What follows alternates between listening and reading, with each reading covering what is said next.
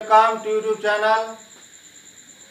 आज का टॉपिक है समलंब चतुर्भुज, जो आपका SSC, bank, railway, UP TET, C TET, super TET इत्यादि परीक्षाओं में इस टॉपिक से प्रश्न पूछे जाते हैं। ये देखिए, आज का जो पहला क्वेश्चन है वो सी टेट 2014 में आया है। दूसरा क्वेश्चन जो सी टेट 2015 में आया हुआ है। तो पहला क्वेश्चन है, समलंब के आकार के खेत का क्षेत्रफल 720 वर्ग मीटर है। दो समांतर भुजाओं के बीच की दूरी 20 मीटर है और उनमें से एक समांतर भुजा की लंबाई 35 मीटर है, तो दूसरी समांतर भुजा की लंबाई क्या होगी? यानी समलंब चतुर्भुज का क्षेत्रफल क्या होता है? समलंब चतुर्भुज का क्षेत्रफल बराबर 1/2 गुणे समांतर भुजाओं का योग गुणे उनके बीच की दूरी। यह आपका फार्मूला होता है।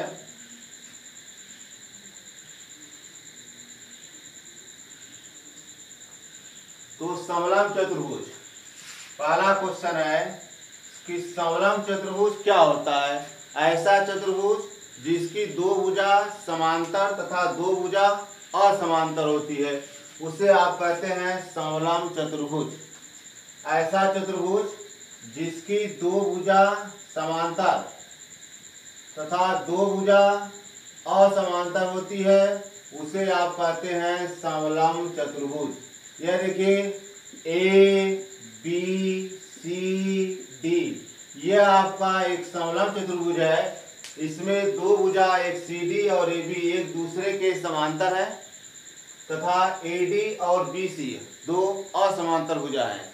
तो समलंब चतुर्भुज का परिमाप क्या होगा? दो समांतर भुजाओं का योग तथा दो असमांतर भुजाओं का योग, तथा क्षेत्रफल 1/2 गुणे समांतर भुजा का योग गुणे उनके बीच की दूरी। यानी उनके बीच दूरी यानी यह आपकी लंबवत दूरी होगी। उनके बीच दूरी मतलब यह आपकी जो लंबवत दूरी होती है, यह होता है आपका उनकी ऊंचाई कर सकते हैं या दूरी कर सकते हैं। समलंब चतुर्भुज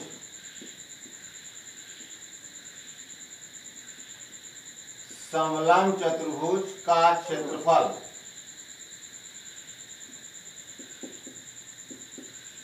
बराबर 1/2 गुणे समांतर भुजाओं का योग, समांतर भुजाओं का योग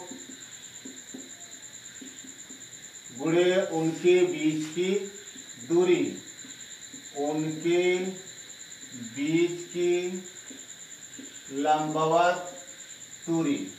यह आपका होता फार्मूला कि समांतर चतुर्भुज का क्षेत्रफल बराबर 1/2 गुणे समांतर भुजाओं का योग गुणे उनके बीच की लंबवत दूरी, या ऊंचाई बोल सकते हैं उसको, ऊंचाई दूरी को।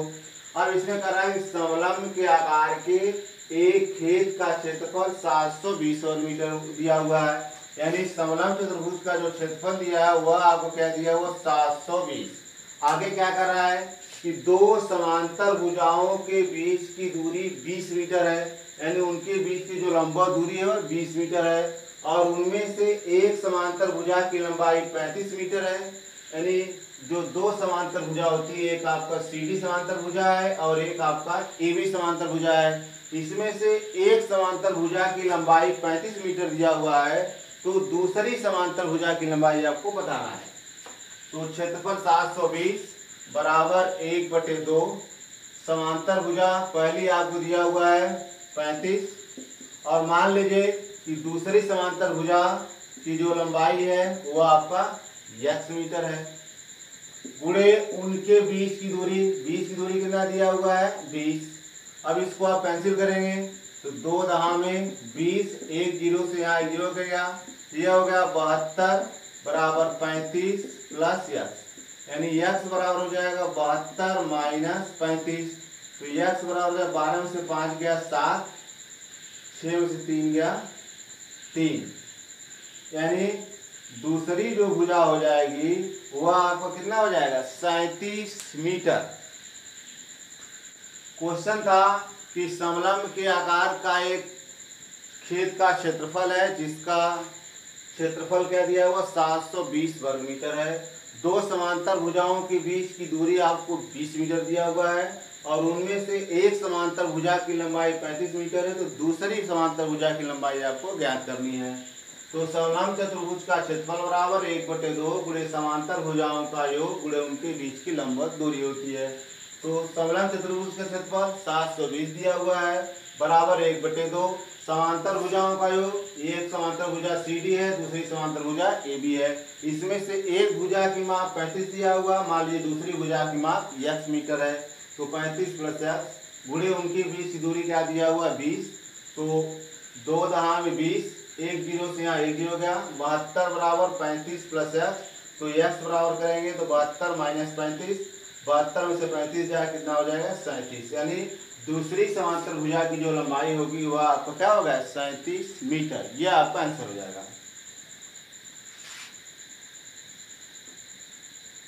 अगला क्वेश्चन क्या कर रहा है कि किसी समलंब का परिमाप 104 सेंटीमीटर है। एक समलंब चतुर्भुज है जिसका परिमाप क्या है 104 सेंटीमीटर, उसकी दोनों असमांतर भुजाओं की लंबाइयां 18 सेंटीमीटर तथा 22 सेंटीमीटर है तथा उसकी ऊंचाई 16 सेंटीमीटर है। तो समलंब का क्षेत्रफल क्या होगा?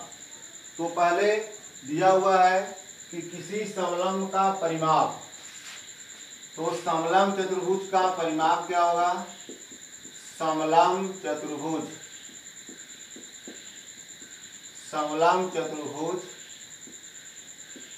का परिमाप, समलंब चतुर्भुज का परिमाप मतलब यह हो गया कि यह आपका CD और AB दो समांतर भुजा है और AD और BC दो असमांतर भुजा। परिमाप मतलब बाहरी पृष्ठ जितना होगा सबका योगफल ये क्या होता है परिमाप होता है। तो समलंब चतुर्भुज का परिमाप बराबर समांतर भुजाओं का योग तथा प्लस असमांतर भुजाओं का योग। तो समांतर भुजाओं का योग, समांतर भुजाओं का योग प्लस असमांतर भुजाओं का योग, असमांतर भुजाओं का योग।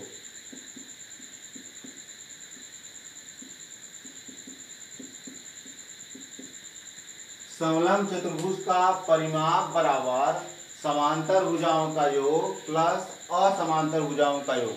दो भुजा जो CD और AB है वह समांतर है और AD और BC असमांतर है, तो समांतर भुजा का योग प्लस असमांतर भुजा का योग मिलकर वह हो जाएगा समलंब चतुर्भुज का परिमाप। अब इसमें दिया हुआ समलंब चतुर्भुज का परिमाप क्या है 104 सेंटीमीटर, तो यह आप लिख देंगे 104। अब आगे कर रहा है कि उसकी दोनों असमांतर भुजा की लंबाई 18 सेंटीमीटर तथा 22 सेंटीमीटर है। तो समांतर भुजा नहीं दिया है, तो समांतर भुजा का योग, समांतर भुजा का योग प्लस, अब क्वेश्चन में दोनों असमांतर भुजाएं कितना दिया 22 और 18, यह होगा 22 + 18। यहाँ आपका फार्मूला है समांतर भुजाओं का योग प्लस असमांतर भुजाओं का योग। तो समांतर भुजा AB और CD का मान नहीं दिया है, तो ये लिखेंगे समांतर भुजा का योग प्लस असमांतर भुजा एक AD और BC है, उसकी लंबाई के अनुसार 18 सेंटीमीटर था 22 सेंटीमीटर दिया है, तो 22 + 18। अब यह हो जाएगा 104 माइनस 22, 18 जोड़ेंगे तो 8 × 2 = 10, 2 × 3 = 40 हो जाएगा। 104 - 40 बराबर समांतर भुजाओं का योग, समांतर भुजाओं का योग। अब यहाँ देखिए 104 में से 40 घटा देंगे तो 4 में से 0 गया 4, 10 से 4 जाएगा 6, यानी समांतर भुजा का योग जो आया वो आपको कितना हो गया 64। समांतर भुजाओं का योग, समलंब चतुर्भुज के यहाँ समांतर भुजाओं का योग आपका हो गया 64। अब क्वेश्चन पूछ रहा है कि समलंब का क्षेत्रफल क्या होगा? तो समलंब चतुर्भुज का क्षेत्रफल, समलंब चतुर्भुज का क्षेत्रफल बराबर होता है 1/2 गुणे समांतर भुजाओं का योग, गुणे समांतर भुजाओं का योग, समांतर भुजाओं का योग गुणे उनके बीच की दूरी, उनके बीच की लंबवत दूरी।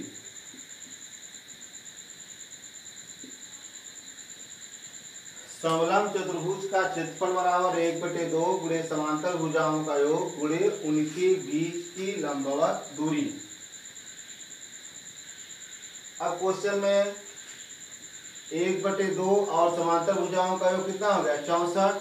क्वेश्चन में आपको समांतर भुजाओं का योग आप निकाल लिए 64 और उनके बीच की दूरी क्वेश्चन में आपको दिया हुआ है कि ऊंचाई कितना दिया 16 सेंटीमीटर। ऊंचाई मतलब उनके बीच की दूरी होगा, ये जो आपका है यही आपको ऊंचाई है और यही इन दोनों के बीच की लंबवत दूरी हो जाएगी।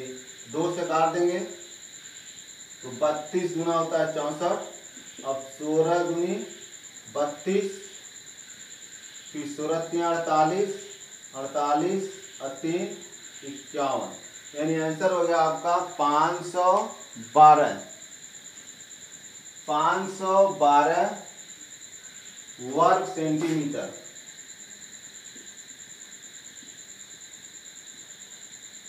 समलंब चतुर्भुज का जो क्षेत्रफल हो गया वह हो गया आपका 512 वर्ग सेंटीमीटर।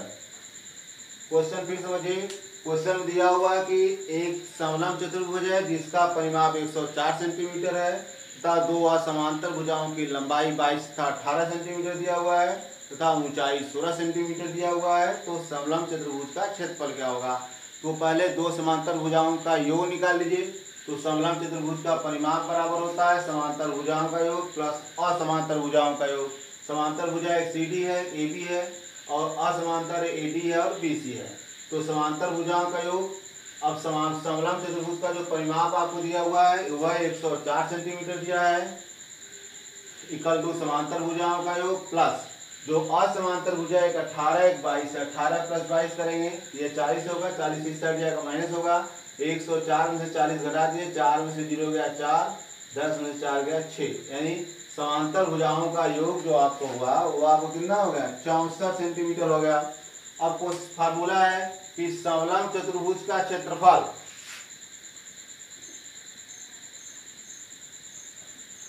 समलंब चतुर्भुज का क्षेत्रफल बराबर 1/2 गुणे समांतर भुजाओं का योग गुणे उनके बीच की लंबवत दूरी कर सकते हैं या गुणे ऊंचाई कर सकते हैं। तो 1/2 समांतर भुजा का योग कितना है 64 गुणे उनके बीच की ऊंचाई या उनके बीच की लंबवत दूरी आपको कितना दिया हुआ है 16 सेंटीमीटर दिया हुआ क्वेश्चन में 16 होगा। तो 64/2 2 3 6 2 दूनी 4 32 गुणे 16 करेंगे तो 512, 16 दूनी 32 कैरी हुआ 3, 16 3 48 3 51, यानी 512 वर्ग सेंटीमीटर यह समलंब चतुर्भुज का क्षेत्रफल हुआ जो कि सीटेट 2015 में आया हुआ है और पहला क्वेश्चन जो सीटेट 2014 में आया हुआ है। इस चैनल को लाइक सब्सक्राइब तथा अपने दोस्तों में अधिक से अधिक शेयर करिए। Thank you for watching the video.